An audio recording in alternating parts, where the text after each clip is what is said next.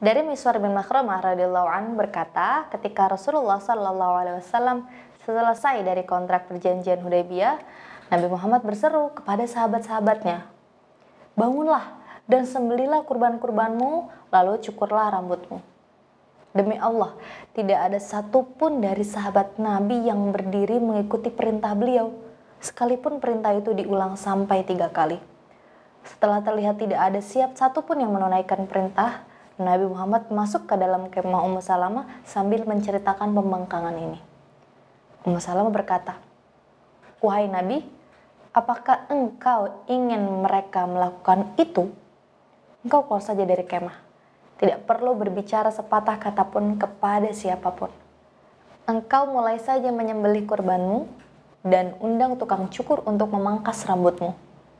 Ketika para sahabat melihat Nabi Muhammad melakukan semua hal itu sendiri, mereka pun berdiri menyembelih kurban dan mencukur rambut satu sama lain.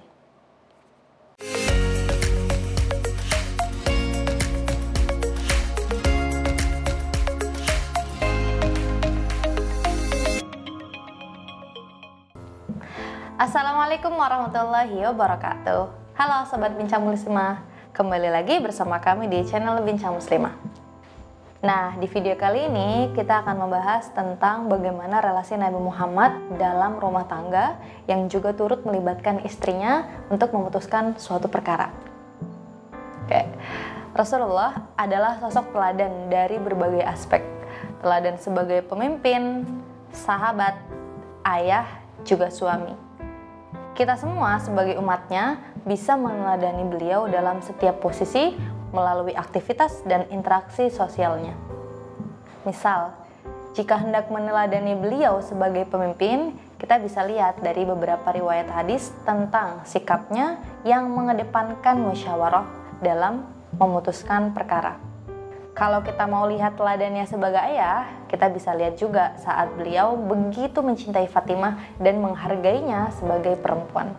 Sebagai sahabat, kita bisa lihat juga interaksi Nabi Muhammad yang tidak pernah menyakiti sahabat-sahabatnya, bahkan kadang-kadang beliau bergurau atau bercanda. Nah, begitu juga saat menjadi seorang suami, beliau memiliki sikap yang sungguh patut ditiru, seperti membantu pekerjaan domestik, tidak menyakiti istrinya, dan menghargai pendapat istrinya. Nah, adapun salah satu contoh sikap Nabi yang menghargai pendapat istrinya dan melibatkannya tercatat dalam sebuah hadis riwayat Imam Bukhari melalui penuturan sahabat Miswar bin Makhramah. Jadi saat itu Nabi menyelesaikan perjanjian Hudaybiyah yang ternyata banyak merugikan umat Islam. Begini redaksinya. Dari Miswar bin Makhramah radhiyallahu an berkata, ketika Rasulullah sallallahu alaihi wasallam selesai dari kontrak perjanjian Hudaybiyah, Nabi Muhammad berseru kepada sahabat-sahabatnya, "Bangunlah dan sembelilah kurban-kurbanmu, lalu cukurlah rambutmu." Demi Allah, tidak ada satupun dari sahabat Nabi yang berdiri mengikuti perintah beliau, sekalipun perintah itu diulang sampai 3 kali. Setelah terlihat tidak ada satupun yang menunaikan perintah, Nabi Muhammad masuk ke dalam kemah Ummu Salamah sambil menceritakan pembangkangan ini. Ummu Salamah berkata, "Wahai Nabi, apakah engkau ingin mereka melakukan itu? Engkau keluar saja dari kemah. Tidak perlu berbicara sepatah kata pun kepada siapapun. Engkau mulai saja menyembelih kurbanmu dan undang tukang cukur untuk memangkas rambutmu."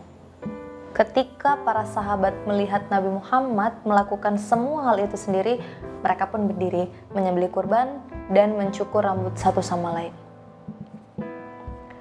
Pada kisah ini, kita bisa mengetahui ya bahwa dalam kehidupan rumah tangga dan dalam menjalin relasi dengan pasangan, Nabi Muhammad memiliki kebiasaan untuk berbagi cerita dan berbagi keluh kesah, bahkan termasuk dalam urusan umat. Tindakan Ummu Salamah yang memberikan masukan kepada Nabi Muhammad dan dilakukan oleh Nabi sendiri menunjukkan bahwa Nabi menerima pendapat istrinya.